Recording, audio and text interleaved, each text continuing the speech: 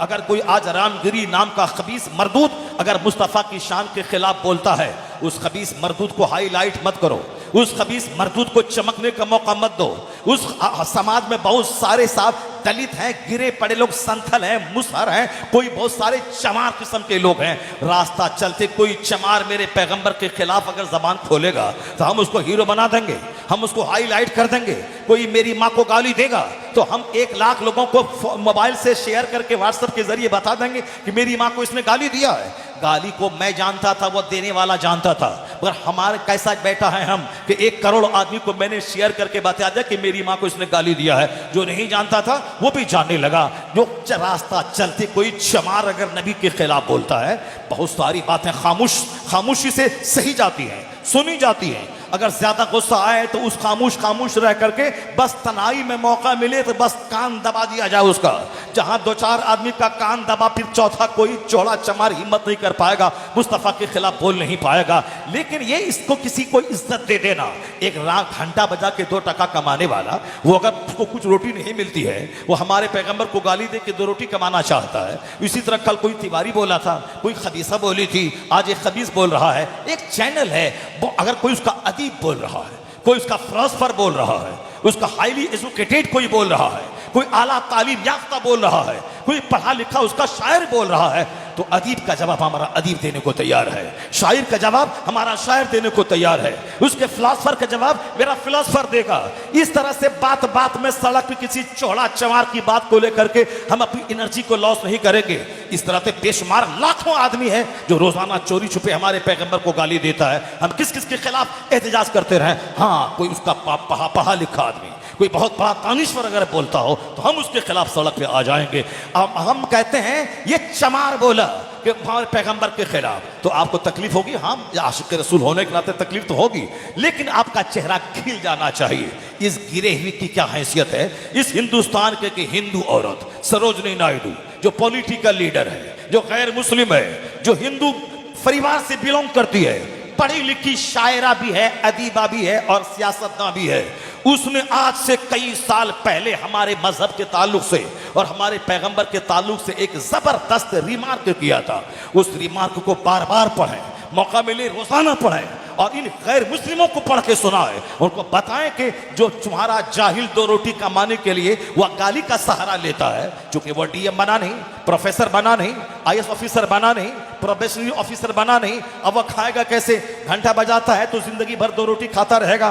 Fortuner की ख्वाहिश है, मकान की ख्वाहिश है, उसको साहब इनोवा क्रिस्टा की ख्वाहिश है, तो अब चलो एक सस्ता सहारा है, इस्लाम के पैगंबर को गाली दो, सारे मुसलमान सड़क पे आएंगे, फिर हमारे लोग अब हमको हीरो बना देंगे, हमारे लोग कहेंगे वाह ये मेरा सेलेक्टेड नेता है, अब उनको नजराने देंगे, कोई इनोवा देगा, कोई साहब फॉर्च्यूनर देगा। इसी तरह से एक एक संत के पास 10-10 गाड़ियां मौजूद हैं। वो क्या? अपनी मेहनतों की बुनियाद पे नहीं, बस इस्लाम को गाली देना, इस्लाम के पैगंबर के खिलाफ बोलना, और इनके जो अंध भक्त हैं अब उनको अपना हीरो बना लिया, क्योंकि हीरो वो बनाएगा उसी को जो गाली देगा, या वो गाली 2 रोटी कमाने के लिए वो देता है। उसकी बात तो सुने, सरोजनी नायडू की बात क्यों नहीं सुनी? वह हिंदू ब्राह्मण औरत, जबरदस्त पढ़ी लिखी खातून, वो कहती है I have been struck over again and again to see this indivisible unity of Islam.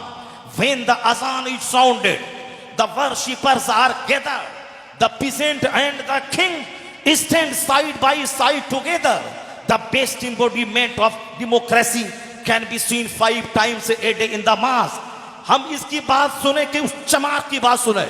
ये गैर मुस्लिम हिंदू स्कॉलर, पॉलिटिकल लीडर ये कहती है मैं मुसलमानों की मस्जिदों को 5 वक्त नमाज और अजान का सिस्टम देखकर मैं हैरत में पड़ जाती हूँ।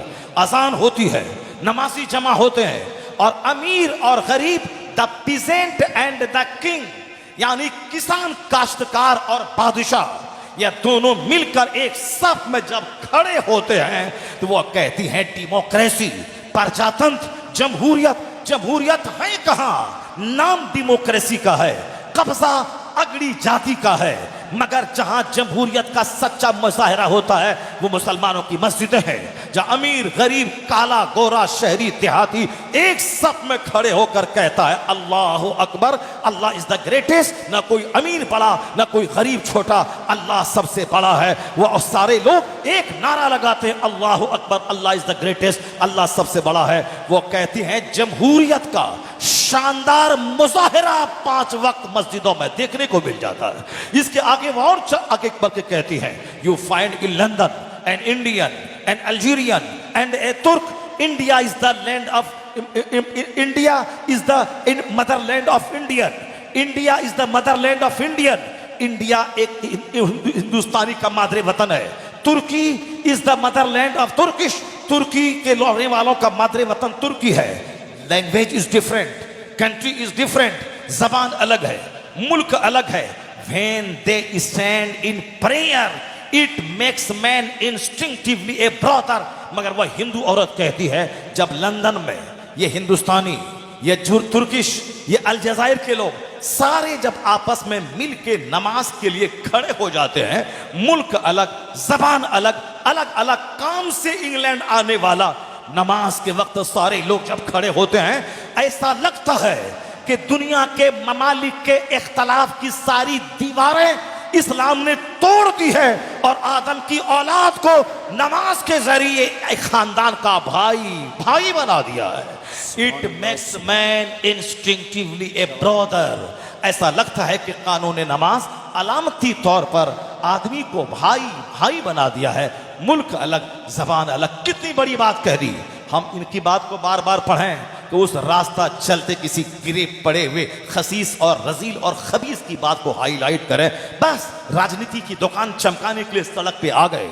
जरा गौर से सुनो, इसी हिंदुस्तान का डॉक्टर रामकृष्ण राव एक बहुत बड़ा जबरदस्त गैर मुस्लिम मैसूर यूनिवर्सिटी का प्रोफेसर, जिसने मेरे पैगंबर की तारीफ में एक किताब लिख दी। वह हिंदू है, प्रोफेसर है, पीएचडी डिग्री होल्डर है और एक बहुत बड़े कॉलेज का लेक्चरर। वो क्या लिखता है अपनी किताब में? वो कहता है the personality of Muhammad, it is most difficult to get into the whole truth of it. वो कहता है कि इस्लाम के पैगंबर की व्यक्तित्व की तह में उतरना बहुत मुश्किल है।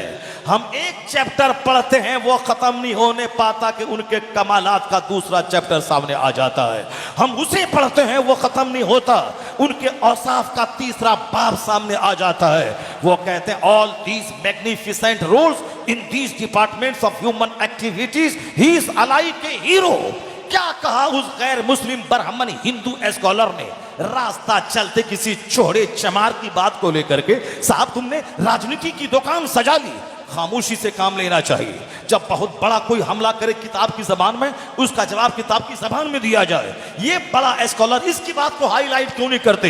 ये रामकृष्ण राव ने क्या कहा? इंसानी जीवन के हर क्षेत्र में जो इस्लाम के पैगंबर ने हमारी रहनुमाई की है, हमारी नेतृत्व की है, हमारी क़यादत की है, जो हमारा मार्गदर्शन किया है, उसको देखकर कहा जा सकता है इस धरती का लाजवाब इंसान मोहम्मद अरबी की ज़ात गिरामी है। वो कहते इस धरती का हीरो अपनी जबान में, इस धरती की अबतरी शख्सियत पैगंबर आजम अलैहिस्सलाम की ज़ात गिरामी है। वो कहते हैं इनका कोई जवाब पूरे विश्व में नहीं है। ये तो हिंदुस्तान के लोगों की बात हो गई। अमेरिका का एक सबसे बड़ा पढ़ा लिखा दानिश्वर उसकी बात को हाईलाइट करे सारी दुनिया में। डॉक्टर माइकल हार्ट का जवाब हिंदुस्तान के पास नहीं है। जो अपने जमाने का सबसे बड़ा साइंटिस्ट, जो अपने वक्त का सबसे बड़ा लायर, एडवोकेट, उसने ठान लिया था कि दुनिया में जितने लोग पैदा हुए और जो जिस क्षेत्र के महान थे, उन तमाम महान लोगों की जिंदगी को मैं पढ़ूंगा। उन लाखों करोड़ों में से मैं 100 को छांटूंगा। उस 100 में मैं रैंकिंग करूंगा जो दुनिया के हर जबान, दुनिया के हर मुल्क को अपनी तालीमात, अपनी व्यक्तित्व की छवि से प्रभावित करे। मैं उसी आधार पे उसकी रैंकिंग करूंगा कि अव्वल नंबर पे कौन आएगा। तो सारे लोग समझ रहे थे कि डॉक्टर माइकल हार्ट साइंटिस्ट है। न्यूटन फादर ऑफ साइंस कहलाता है, न्यूटन साइंस का बाप कहलाता है। चूंकि न्यूटन आज से 400 साल पहले उन्होंने साइंस की बुनियाद रखी, उसी के फॉर्मूले पर अमल करते हुए आज हमारे घरों में जो मोबाइल है साहब, हमारे घरों में जो लैपटॉप है, हमारे घरों में जो टेलीविजन है, जो रेडियो है, जो हमारे दरवाजे पे साइकिल से लेके फोर व्हीलर तक और हमारी निगाहों के सामने ट्रेन से लेके प्लेन तक जितनी चीजें हैं वो हिंदुस्तान का कोई पढ़ा लिखा साइंटिस्ट इसका इजाद नहीं किया है। ये सारी चीजें साइकिल से लेके हवाई जहाज तक अमेरिका यूरोप के दानिश्वरों ने दी है। हमारे हाथ के फाउंटेन पेन से लेकर के कंप्यूटर तक ये सारी चीजें उसी 7 समंदर पार के दानिश्वरों ने दुनिया को दी है। हवाई जहाज से लेकर ट्रेन तक सारी चीजें उसने दी है। वहां का अब वहां पढ़ने पर हमारे मुल्क के लोग फख्र महसूस करते हैं। हिंदुस्तान में बेशुमार औरतें हैं जो संसद में पहुंची हैं, लेकिन आज इकरा हसन का चर्चा हो रहा है। क्यों? वो लंदन से पढ़ के आई है। इसका मतलब है कि हमारे मुल्क के 140 करोड़ लोग आज भी ब्रिटेन को इज्जत की निगाह से देखते हैं कि वहां की तालीम का मर्तबा बड़ा हाई है, वहां के पढ़े लिखे लोग बड़े साहब इंपॉर्टेंट सिग्निफिकेंट हो जाते हैं। आज हमारे हिंदुस्तान के भावी प्रधानमंत्री राहुल गांधी जी, उसको इज्जत की निगाह से देखा जाता है। क्यों? ये दिल्ली यूनिवर्सिटी के प्रोडक्ट नहीं है, ये कैम्ब्रिज के पढ़े हुए हैं। इसका मतलब है कि कैम्ब्रिज का अपना एक महत्व है, ऑक्सफोर्ड का महत्व है। तो हिंदुस्तान का लुच्चा लफंगा अगर हमारे पैगंबर के खिलाफ बोलता हो तो इन लुच्चों का जवाब हम नहीं देंगे। उसी 7 समंदर पार का दानिश्वर जिसने हवाई जहाज दुनिया को दिया है,